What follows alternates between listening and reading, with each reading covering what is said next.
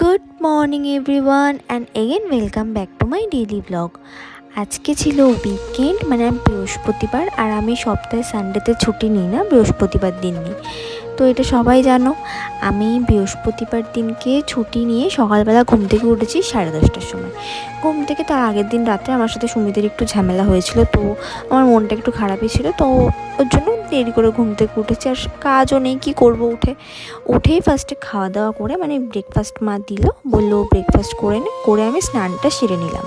স্নান টান সেরে নেওয়ার পরে আমি ভাবলাম যে ঠিক আছে, চলো যা হয়েছে হয়েছে, আমি সুমিতদের বাড়িতে যাই ওকে সারপ্রাইজ দেওয়ার জন্য।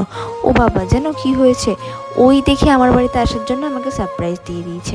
কি বলবো, আমি ওকে যখন বলছি যে আমি যাচ্ছি, ও বলছে না দরকার নেই, আসতে হবে না, আমার একটা কাজ আছে, মানে ওর একটা কাজ আছে। আমি বললাম যে ঠিক আছে চলো, কাজ আছে যখন মুখের ওপরে বললো, যখন আমি যাব না।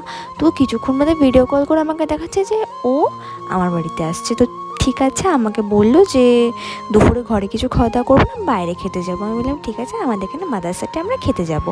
তো মাদ্রাসাতে গেছিলাম, গিয়ে আজকে আমরা খাবার অর্ডার করেছিলাম ভাত, প্রেশার কুকার মাটন, যেটা আমি আর মা আর বোন মিলে খেয়েছিলাম। আর সুমিত নিয়েছিল একটা ভেজ থালি। ও তো নিয়ে ওখানে মানে চাটনি, পুরো চাটনিটা একটা বাটি দিয়েছিলো, ভর্তি চাটনি, ও পুরো পাতের মধ্যে ঢেলে ফেলেছে। মানে ওটা ভুলবশত হয়ে গেছে আর কি, সেটা নিয়ে যে হাসাহাসি হচ্ছিল কি বলবো। তো তারপরে ওর থেকে আমি একটু চাটনি পাঁপড় নিলাম, কারণ আমি চাটনি পাঁপড় খেতে ভীষণ ভালোবাসি। তো তারপরে আমরা সবার লাস্টে অর্ডার দিয়েছিলাম একটা পেস্ট্রি, মানে চকলেট পেস্ট্রি। ওটা খুব সুন্দর ছিল খেতে। আর বিশেষ করে আমার বোনের জন্য অর্ডার দিয়েছিলাম, কারণ ও পেস্ট্রি খেতে ভীষণ ভালোবাসে।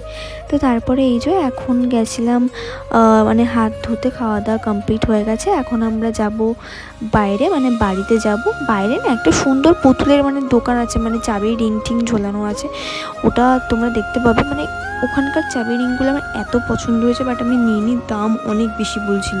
যেগুলো 30-40 টাকা করে, ওগুলো 150-200 টাকা করে বলছিল, অতিরিক্ত বেশি।